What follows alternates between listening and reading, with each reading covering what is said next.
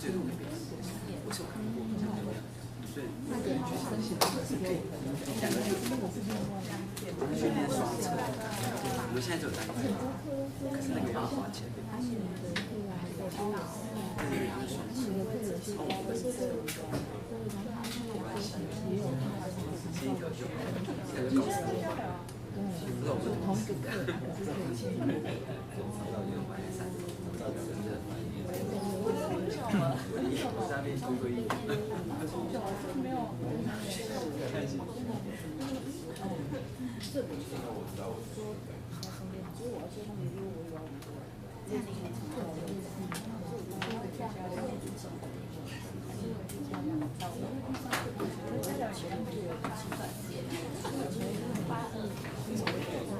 你是高雄？这样那个没有办法。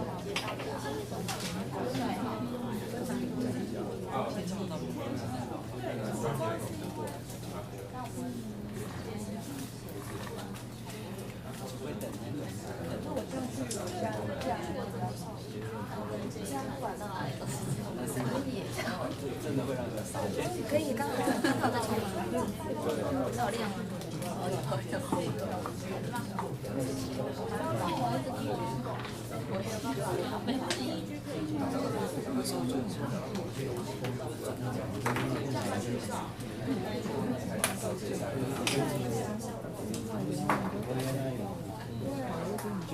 有些配置。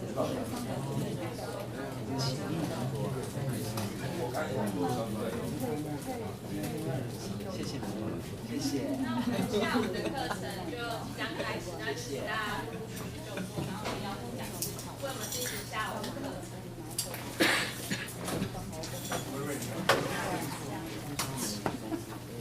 All right, so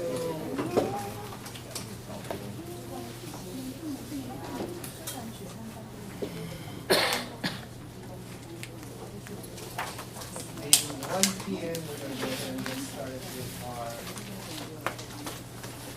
afternoon session. So what I wanted to do,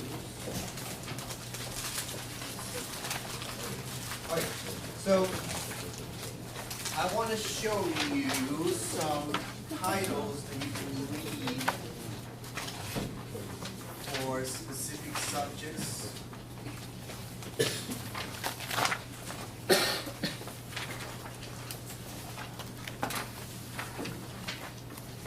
So if you want to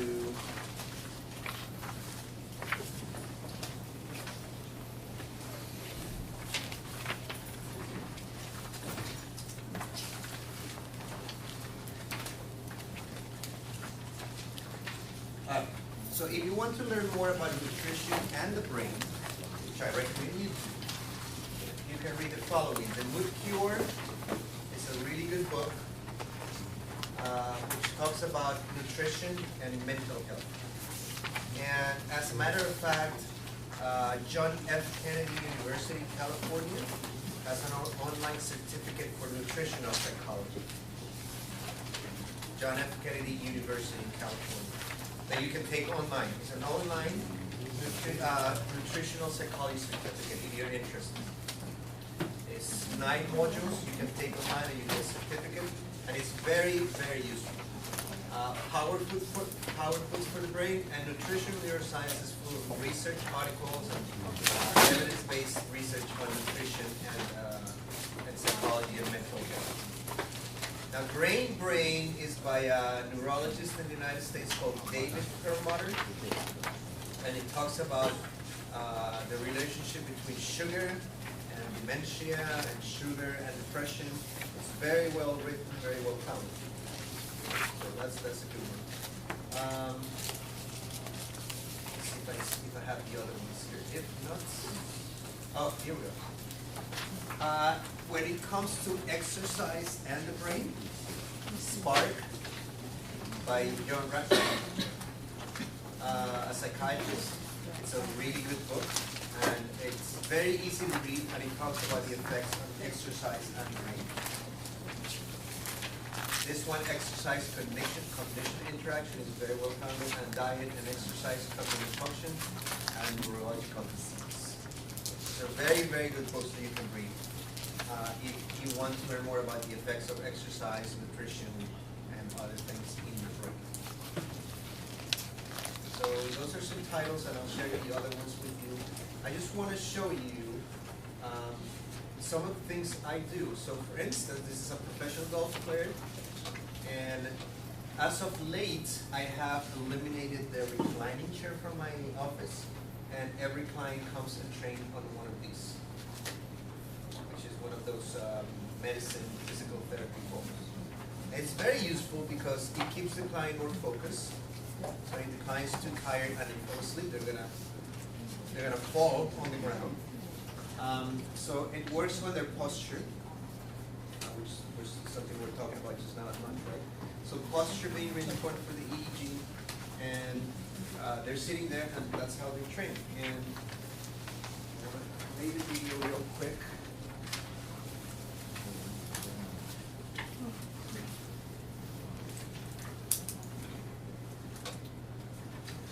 So, client's sitting there, and he's doing the training, and he's working on his posture.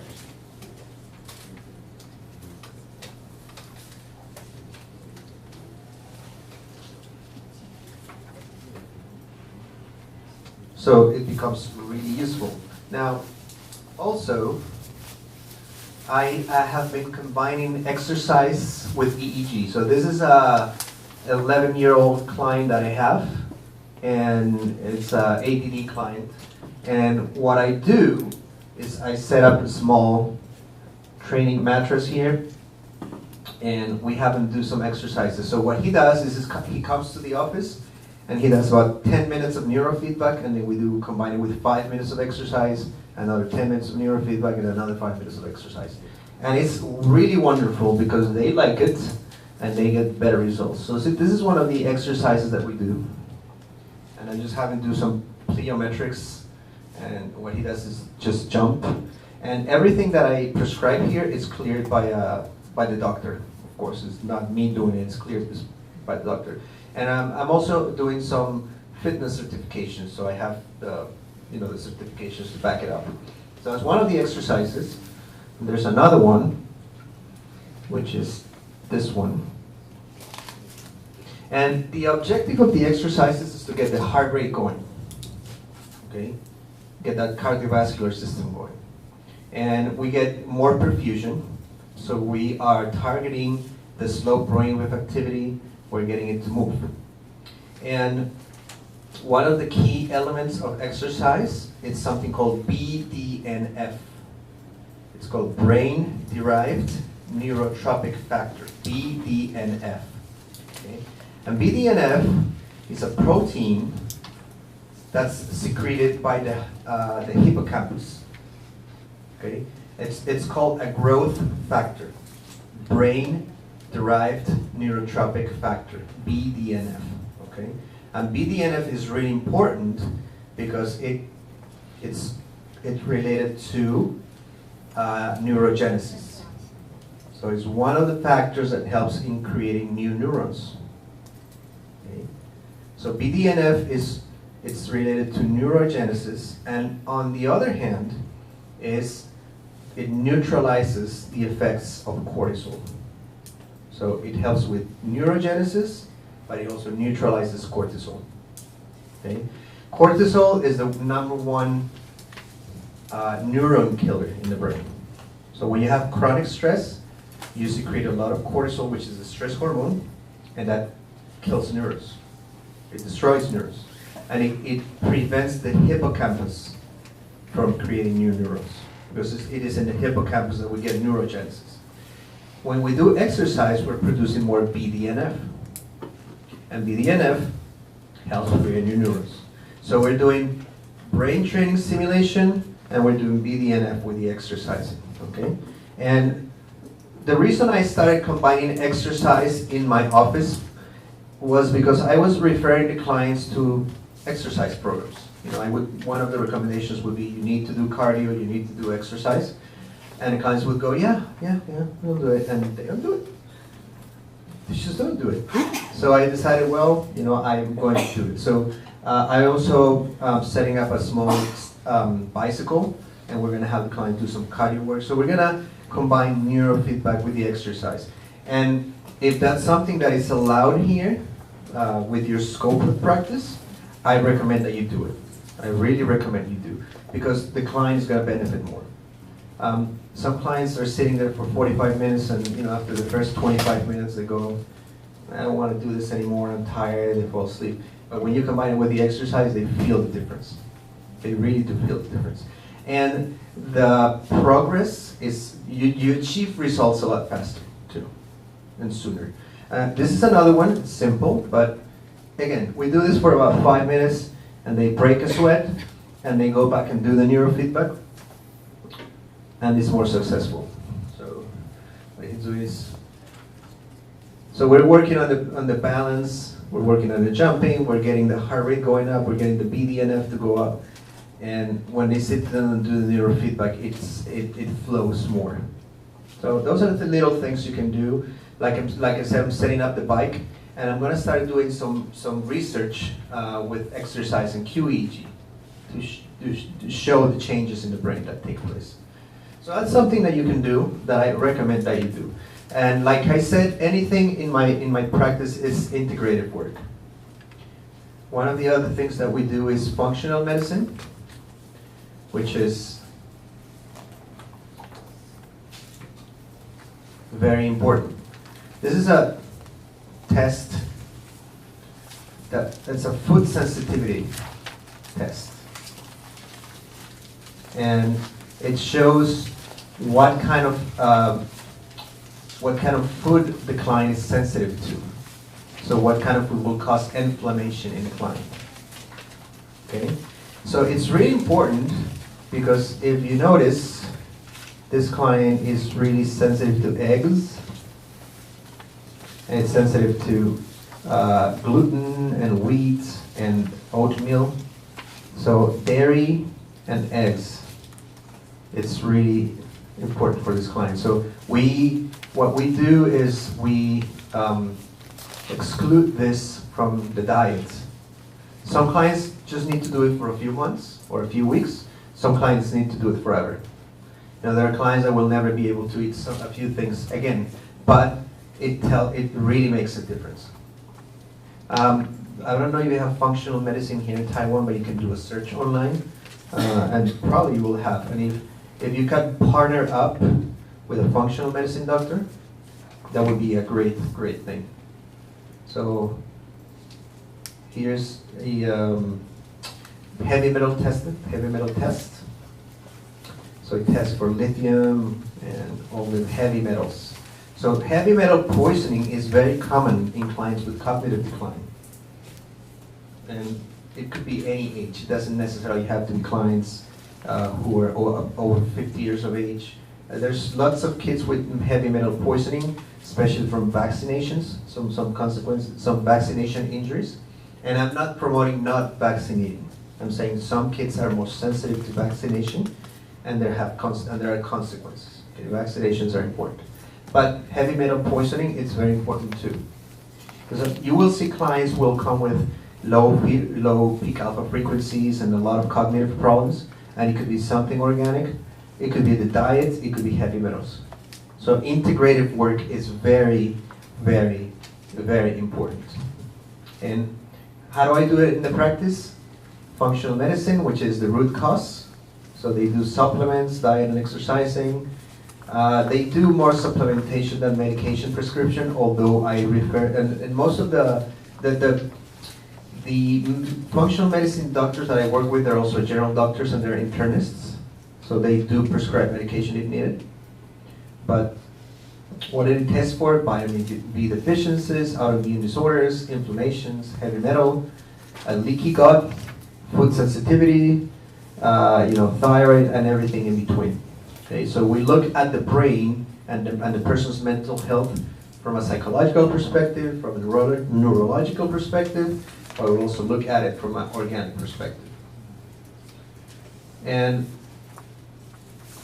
let's see if I need to go back or forward here. No, I need to go forward. And food is really important, and one of the reasons it's really important is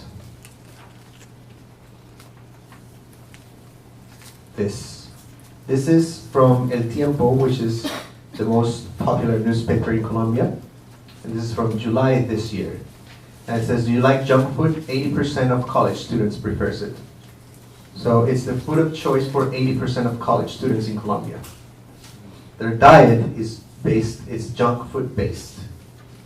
Okay, so empanadas, hamburgers, and arepas, which are like typical Colombian foods, are the most consumed foods, the most eaten, but there's a risk for obesity. Okay, so there's a huge problem here, because these are the students who are going to start having a lot of cognitive issues, because of all the carbohydrates and the trans fats, and a lot of these meals that they eat on the street, it's recycled oils. So they recycle it, and they cook it again.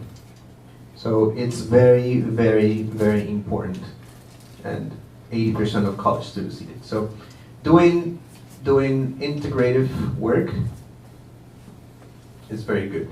So we do exercise and weight management, and there are reasons for exercising, beauty, and looking good, but we go to the brain. And this is from El Tiempo, from the same day, promoting sports. So there's a campaign from the media promoting the participation of sports, because the sedentarism is growing in the population, and fewer and fewer people are exercising, and that increases depression and puts you at risk for all kinds of diseases, and puts you at risk for Alzheimer's and all other types of dementia. So the work that I do is highly, highly, highly integrative. Okay, so just wanted to touch on that, and let's look at the EEG. So I have brought several EEGs, and we're going to look at a few of them, so you can have an idea of why it is so important. And before we start, there's a couple of things that I want to tell you. First of all,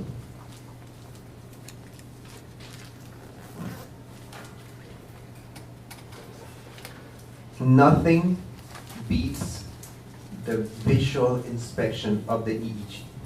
So whenever you do EEG, I recommend that you learn to do the reading of the raw data. Nothing beats the visual inspection of the EEG. Because there are a lot of professionals out there who record the EEG and they send it to somebody like me, and we do the interpretation and we send them back the protocols, which is fine. But there are professionals who also rely only on the maps and the topographies. Okay? So if you don't know how to read the raw EEG, you're doing a disservice, and we'll see why. Okay?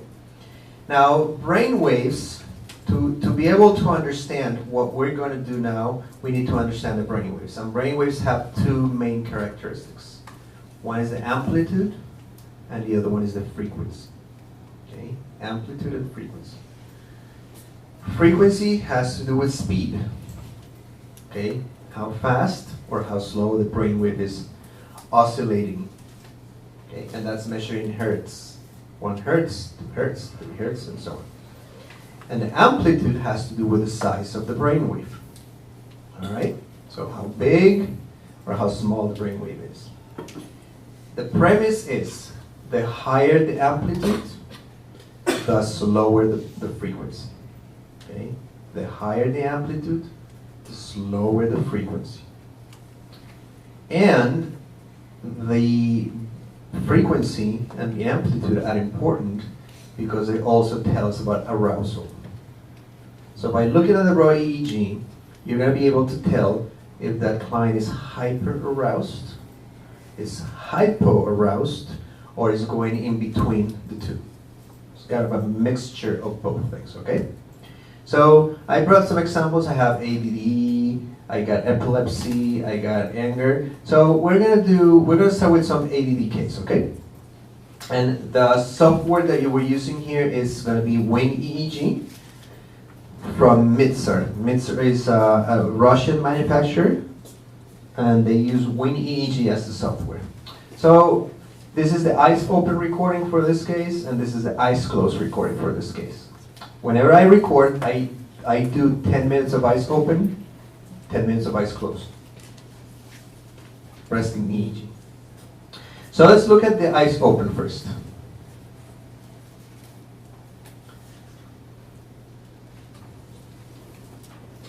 And what I want you to see is how different ADD can look in the brain.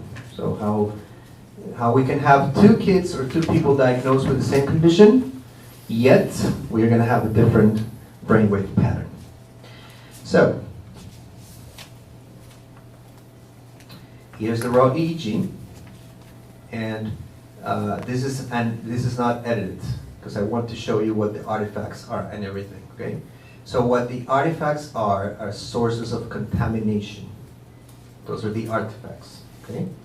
It means that they do not come from the brain. The brain cannot produce those, okay? What are the common type of artifacts? EMG or muscle tension, okay? Which we see at T3 and T4. So normally T3 and T4 are the sources of EMG. And that means the person is biting down. It's clenching their teeth, okay? So you're gonna have some muscle tension there. The other common type of artifact is eye movement, lateral eye movement. So the person is moving the eyes from one side to the other. And the lateral eye movement is normally recorded at F7 and F8. Okay, that's where you will pick it up. Sometimes T3, T4, but mainly at F7, F8. And how can you know if it is eye movement? Well, the polarity goes electronegative, electropositive right here. So up and down. Okay? So that's a lateral eye movement. Right? The other common one is eye blinks. So the person's blinking and blinking and blinking. Okay? And I'm going to see if I can find an eye blink that I can show you. For instance, that right there is an eye blink, okay? And you will pick it up at FP1, FP2. So it's an eye blink. That's another eye blink with a lateral eye movement. So this person blinked and moved their eyes, okay? Now, when you see the line invading another channel like here, that's an electrode pop. Okay? It means, and Dr. Lee, can I use the caps to show people? Okay, okay. So,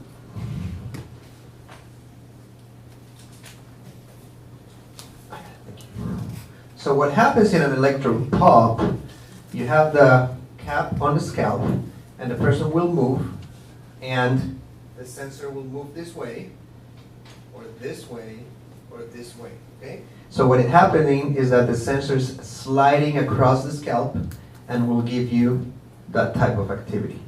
Okay? So those are somewhat common too.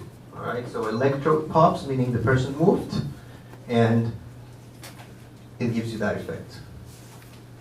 Now, here is another eye blink with lateral eye movement, and here we have EMG and EMG. That's muscle tension. Okay? So the most common ones are those. There's also cardioballistic.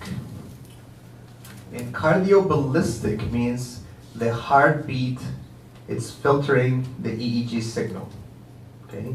And that usually happens in people who are overweight or people who have a very thick neck. Or athletes. You know, athletes who are very muscular will have a cardioballistic artifact. And all of that can be removed when we do the addition for the EEG. When we do the editing for the EEG, we can remove all of those. So what we have here is the most common ones. All right? So we had eye blinks with lateral eye movements, a few things here and there. So the first thing you have to do is do some editing. You have to take that out. Okay, that's muscle tension right there.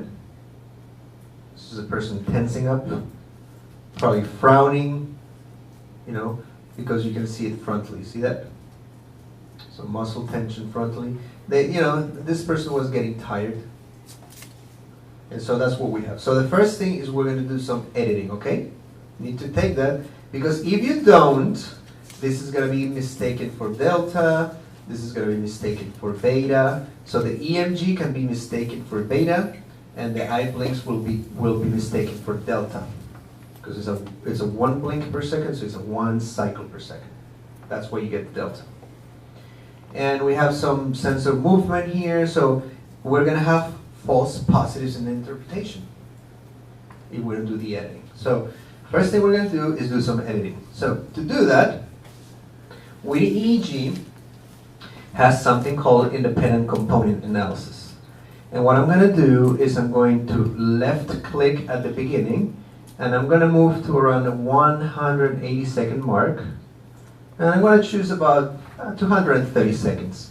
180 seconds is the minimum that you need to train the algorithm, the editing algorithm. You can go over that, okay? Whatever time period you choose has to contain the artifacts a sample of the artifacts that you want to remove. So we're gonna go with 235, and I'm gonna go to this icon right here, and it says artifacts correction, right? So I'm going to click on that, and it's going to open the independent component analysis. This right here is the EEG that we just recorded for the client. This right here is the EEG that we want to clean, to have clean. And this, and this are the components, meaning the source of the artifacts. All right? If you see down here, it says PCA and ICA. I'm going to click on ICA, which is Independent Component Analysis. And once I do that, it's going to start doing some aerations, some calculations, okay? So watch as I click. The algorithm immediately starts doing a sweep. And it only took 50 calculations here. So since that EEG it's pretty much clean and it doesn't have a lot of contamination, it only took 50 calculations. If it were a more contaminated EEG, it would take more time over here. So again, this is the one we recorded, this is the one we're gonna have clean, and these are the components. Now, as you can see, we have the topographies here. If you see, the first one is red on the periphery, on the outside. See that? It means that it's already been selected. The program will select the eye blinks by default. So watch what happens if I click on it. It brings the eye blinks back to the EEG. See that? If I click on it, takes it away. If I click on it, it brings it back. All right? So what these maps are showing here is where the problem is. Now, this would be F7, this would be F8, right? Which is for lateral eye movements. So if I click, this and this should go away. And there you go. So see, as we click, we're fixing the EEG. Now, I could indiscriminately click everywhere, but that's not going to do anything. It's not about the EEG looking pretty. It's about the EEG looking clean enough for interpretation. All right? So from the beginning, you want to ensure that the client produces as few artifacts as possible. You want to have a clean EEG from the get-go, from the beginning. All right? Now, we have some muscle tension at T3, right? So this is the component for T3. And if I click on it, it takes the muscle tension away. And T4 would be this one, okay? Is that making sense? Remember, and this is based on the 10-20 system. T3, T4, T3, FP1, FP2, F7, F8. This would be FZ, CZ, PC, and so on and so forth. Now, I'm going to start doing a sweep because I want to make sure that I have taken as many artifacts as possible. So if you see the EEG looks really clean, and I can increase or decrease the sensitivity here. So I'm going to leave it at that, just enough. And I take a quick look and I want to see if I'm missing anything that's artifact. Now, to some of you, some of those things might look as artifacts. And again, it takes practice. It's a matter of collecting the EEG, looking at the EEG, identifying the artifacts, and doing the editing. So this that I'm doing here, I've done thousands of times over the last 5 years.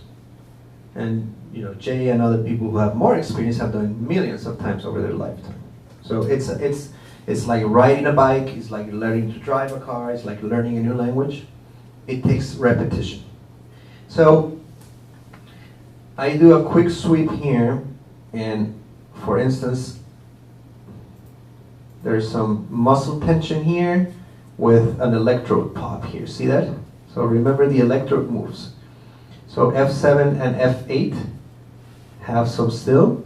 And I can, since I already clicked on this one, well, there's not a whole lot I can do about it. But if I scroll down, here's this one again. So here's a little bit of F7, F8, and voila. It takes care of the problem. Doesn't take care of the muscle tension, but it does help fix the problem. And this muscle tension is F4 right here. So I look for F4, which is this one, and then it goes away. Okay? So it's just some basic editing. I'm cleaning the EEG and making sure I'm getting rid of the artifacts as much as I can, that I have a clean EEG for interpretation. And so I keep moving here. And I keep looking at it. So I'm looking for anything that, you know, that's EMG, eye movements, and we're focusing on this one right here. This is the one we cleaned, this is the one we want to look at. This is the one we had collected, this is what we took away. And so, as you can see, the EEG is looking much better. Okay? We have some movement here at O1 and O2, but that's nothing to really be upset about. So, I'm just going to do a quick sweep. As if you see, we have electrode pop. Where? C4. So this person moved, and we had that at C4. So I'm going to look for it, which is right here, and it goes away. All right. So again, EEG is looking cleaner. We're getting rid of that. We had a good recording. We had some basic artifacts. So doing the editing is not going to take a long time. It's not going to be a big headache. And we're going to be able to have a clean EEG that we can do an interpretation of. Now we have a little bit of a electrode pop here, which is P3. And we can see if we can clean that without affecting that too much. So I'm going to look for P3. There you go. So it did take the artifact away, but it didn't affect the rest of the reading. Okay. That's real brainwave activity. And I'm going to go back to that. So see, we got the electrode pop. We don't want to affect this here. We just want to get rid of this here. And so I get rid of that as much as I can. And so what I do is a sweep of that. That is some EMG activity. That's some muscle tension.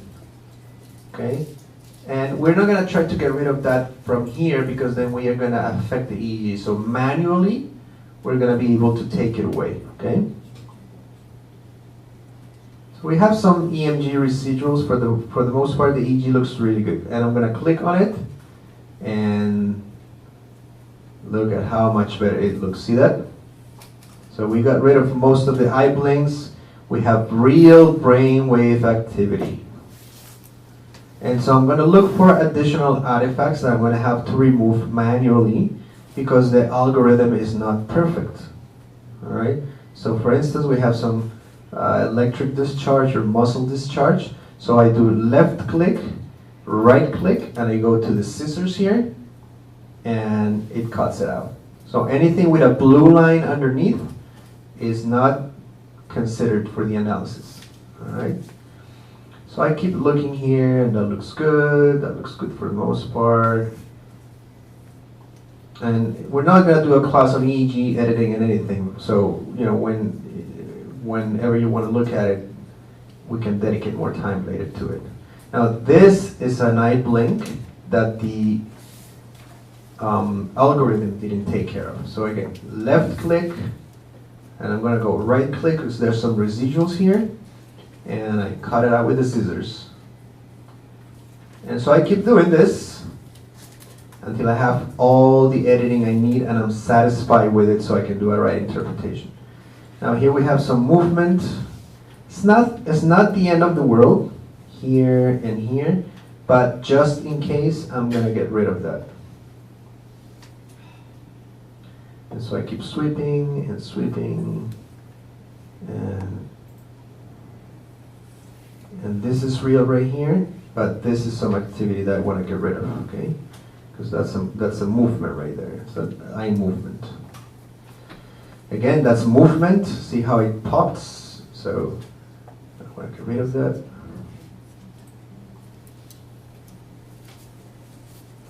And that's another eye blink with a lateral eye movement. I'm going to get rid of that.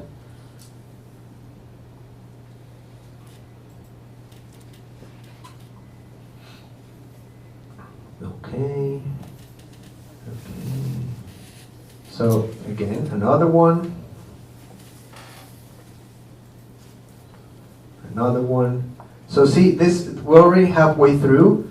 It's about halfway through, and this client is getting tired. They're frowning, they're wrinkling the forehead, so we're going to have to get rid of that. So it's not easy sitting there for 10 minutes with your eyes open. It's tiring. So you're going to see those. That's real right there. And that's good. Okay, so we're going to leave it at that. I'm going to save that. So it saved the changes. Good. Now, remember that I told you the two characteristics of the brainwaves, right? Which are what? Which are the what are the two components of the brainwaves? The frequency and the amplitude. Good. So here's where we're going to start identifying what the arousal for this client is. We're going to be able to tell by the brainwave morphology. All right? So, remember, big amplitudes are for what brainwaves? So the higher the amplitude, the slower the frequency. So when you have big amplitudes, it's going to mean slow brainwaves, okay? So if you do a sweep, you can tell there's another discharge right here, okay? And there's another discharge right here. So as you look at it, what do you see? Do you see more prevalence of slow brainwaves or fast brainwaves? Or both, maybe. Yeah, there's a little bit of both, okay? So the fast brainwaves look like this. Okay, so that's some beta going on there. Okay? And they're small and they're fast. And we have some beta brainwaves here too. They're small and they're fast. They're little, small in amplitude, fast in frequency, and then we have some discharges of slow brainwave activity, such as this one right here. See that? But we have some fast brainwave activity too. So we have a little bit of both. Okay? So now the next step is to know what kind of activity it is, right?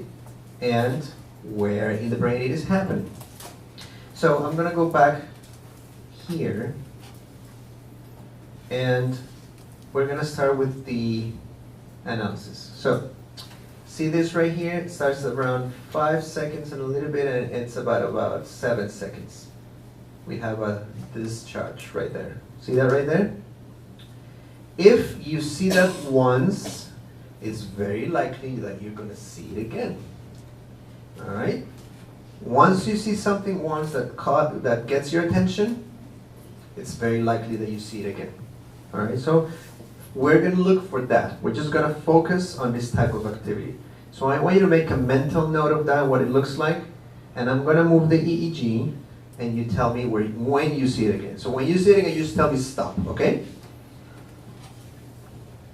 So I'm going to click here.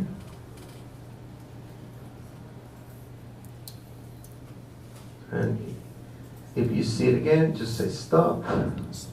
There we go. So see, we see it once. Oops, sorry about that.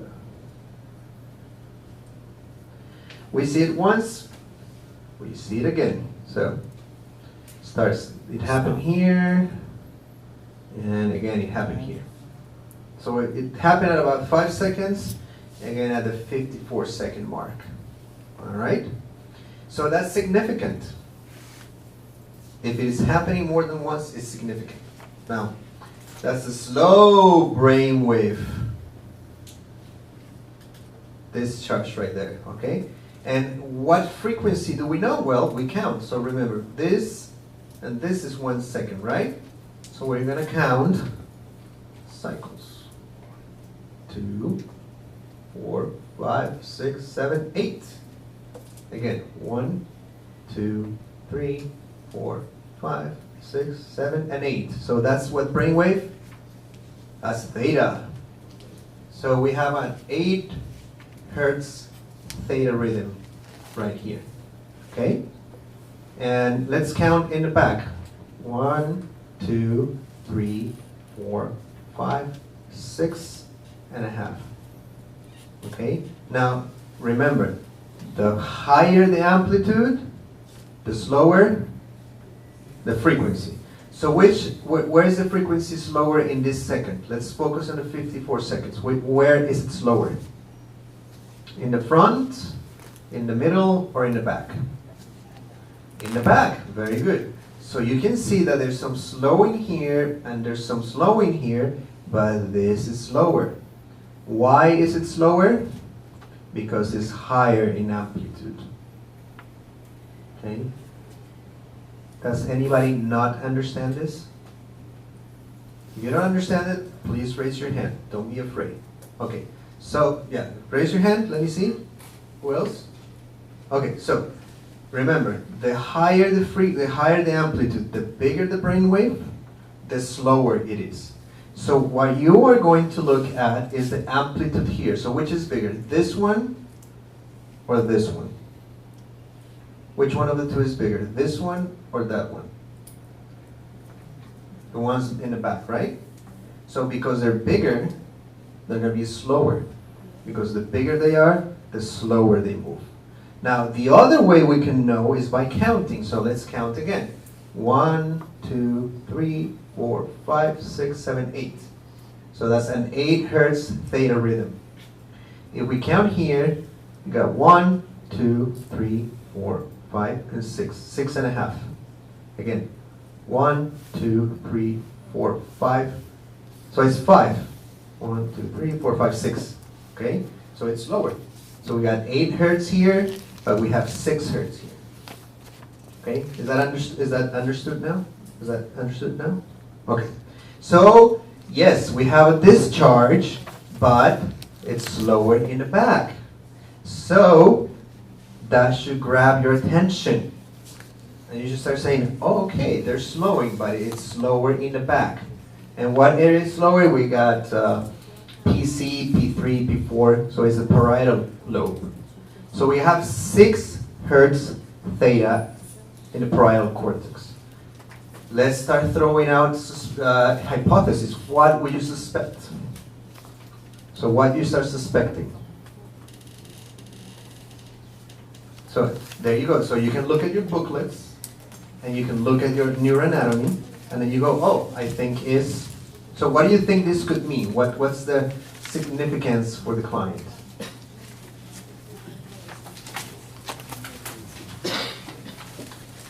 So remember, PC, it's your self-regulation, right?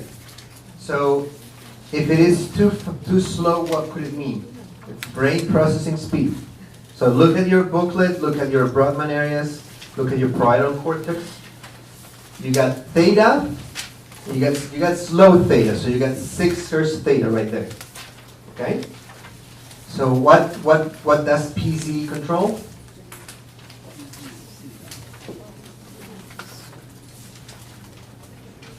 PZ, P3, P4.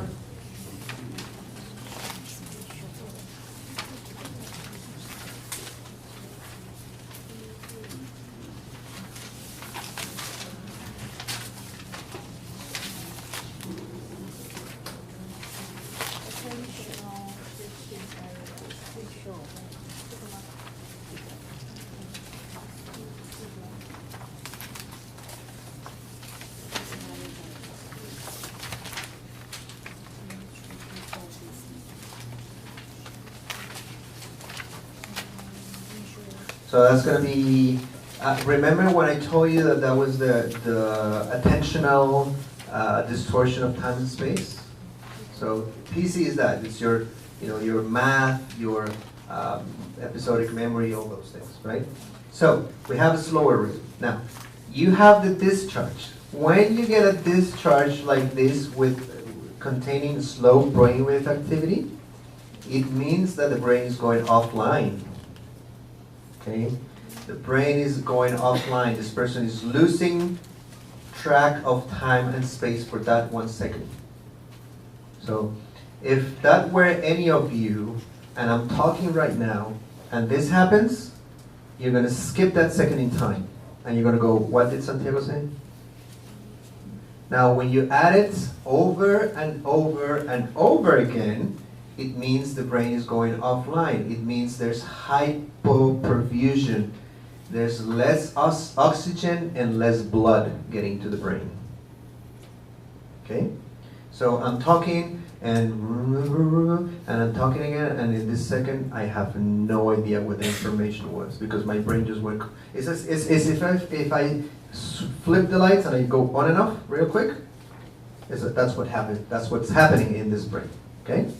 So the other thing that we need to know is happening from front to back, okay? And that's something called phase stability. So I'm going to drag the channel and you're going to see that the brain waves are moving in phase, meaning the channels are going to coincide. And how do you know that? Well, you grab the channel and drag it down. Does it overlap? Yes or no? Yeah. Okay. Does this overlap? Yeah. Does this overlap? There's overlap. And let's go to the back. Does this overlap? Does it overlap? Does it overlap? Yes. So, to be able to identify whether that's real or not, you use 2 concepts. One is field, and the other one is phase. So you might look at that and you go, well, that could be artifact. How do you know if it is real or not? You use field and phase. Okay? Field means that it's taking place at least at 2 different parts of the brain. And phase means that the brain waves are moving in phase. So if you look at this one, you could think that's an artifact. But if you see the brain waves, they're moving in phase. This one will overlap with this one, and this one will overlap with this one. And how do you know? Again, you can take the channel and drag it down. So, see that? There's field and phase. So again, look at this one and look at this one. If I drag it down, field and phase? Yes or no? Yes. Yes. So, there's field, there's phase. Is that real or is that fake? Real. It is?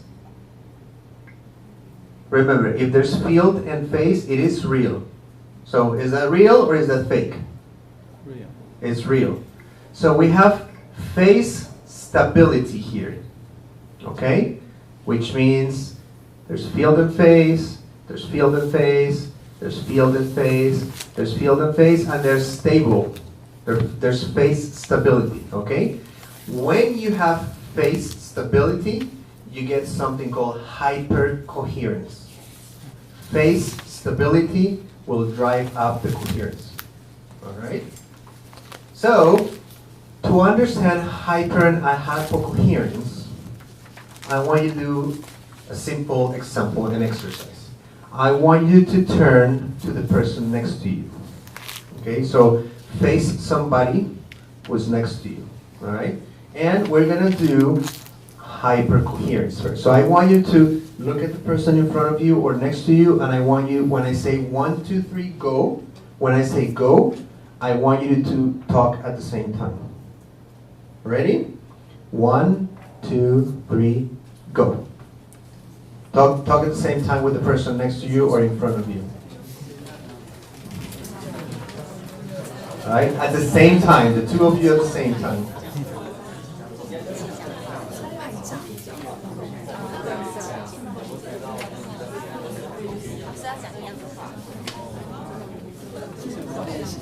All right, you can stop now. Okay, so that's hypercoherence, okay?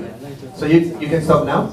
That's hypercoherence. It means the two parts of the brain are talking at the same time, okay?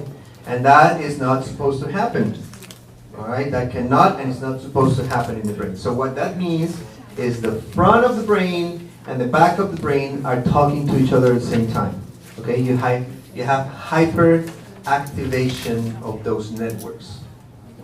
All right? So you have the front of the head and the back of the head trying to do things at the same time. All right? That's not possible. That's not supposed to happen. It is like the two of you were talking at the same time. You are not going to understand the message. All right? Now let's do hypocoherence. So I want you again, when I say go, you're going to talk to the person next to you, but you're going to talk very slowly. So that, one person is going to say hi, and then the other person is going to wait a long time and say hi. Okay, so I want you to take turns talking, but take a long time to say the message, all right? 1, 2, 3, go.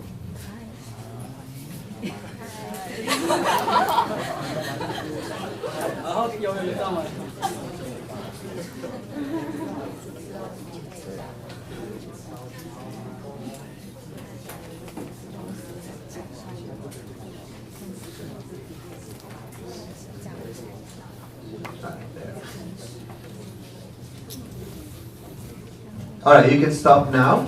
So, as you can see, you're talking to each other, but the message is taking too low. All right, so that's hypocoherence. There's hypoconnectivity. It means the message is taking too long to get from one part of the brain to the next. All right, so in hypercoherence, the message it's overloaded. In hypocoherence, the message is not getting there. Okay. So when you have phase stability, that's hypercoherence. All right? Phase stability. Remember, I dragged it and I overlapped. Now, the biggest source of the problem in this segment of time is the parietal cortex. Why? Because the amplitudes are higher, which means the frequency is slower. All right? So even though we have hypercoherence, the main problem is the occipital part. So that would make me start thinking, okay, so maybe I need to pay attention to this and this, but I need to pay attention to the occipital cortex, because that's where the biggest source of the problem is. Okay. Now we're going to look for it again. So happens once, happens again. See that again? It's not as pronounced as the previous one, but it's there. Yeah. And again, see that again? So you can see the amplitudes being higher. It's consistent, see? They have the 6-7 hertz rhythm and the slower frequencies here because the amplitudes are higher. Okay? So, see, as you start looking at it, it starts making sense. And then your brain starts computing. So let's look at it. There it is again. And there it is again. So it's happened several times. Okay. So we know that's significant. Why do we know it's significant? Because it's happening over and over and over again. All right? Why else do we know it's significant? Because we have high amplitudes. Are we supposed to have too much theta? Do we want too much theta in the brain? No. Do we want too much delta? Do we want too much slow alpha? No, we don't want too much of anything, either for fast or slow brainwaves, right? So that's a problem. So if the brain is going offline several times over a period of time, what is going to be the significance for the client? What's going to happen to the client? He's going to get distracted a lot. All right? And distraction is part of ADD. Now, notice we're not calling it ADD. In our heads, we know it's ADD, and we want to make people happy and say it's ADD because the client wants a name for it because they want to make sense of what's happening to them. But we can call it a tendency for the brain to go offline at certain moments in time. And notice how different that is than saying you're ADD. You know, the wording makes a huge difference to the client. If this were you, which one would you prefer to hear? You have a tendency for your brain, you know, to disconnect, and we can fix that, or would you rather the clinician say you're ADHD? If this were my EEG, I would prefer to hear the first one, right? Because if they tell me you're ADHD, well, that's hard to swallow. You know, that's a blow. So again, we have a tendency. Good. So we have identified one thing. That's one thing of several things, right? And there it is again. And there it is again. That's EMG. That doesn't count. Look at it. See that? So you start seeing the pattern now, right? So you start getting an idea. All right. So you get an idea. Now, that's one thing. Now, the way I like to do the analysis, I usually start through the midline. So I start FZ, CZ, PC, and then I go to the rest of the brain. So that's the way we're going to do it, okay? So I want you to focus on FZ, which is this channel right here. All right? And we can look at it all together, or we can isolate it, which means we can do this and show just that channel. So that's FZ. All right? So, again, we can do a count. Or we can tell by the morphology what things look like. So we got some slow brain waves. We got some fast brain waves, right? See that right there? Got some fast brain waves and some slow brain waves. So let's go with the slow brain waves first. FZ, anterior cingulate cortex. What is the significance of having slow theta and slow alpha at FZ?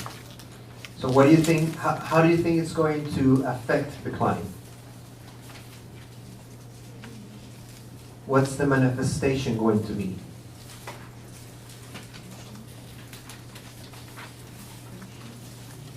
Right, and there you go. You go back to your booklet. It's completely valid.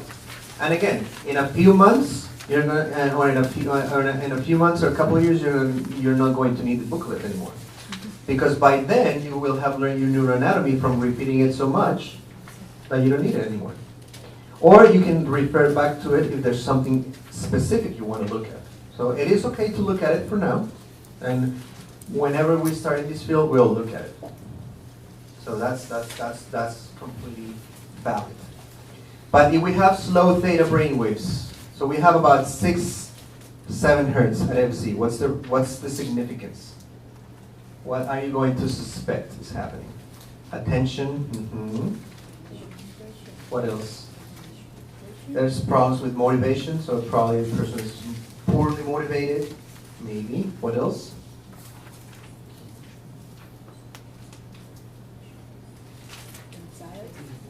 Maybe some anxiety, yes, because that's the limbic system as well, so maybe some anxiety, very good. And how about the fast brain waves? What would be the consequences of having fast brain waves?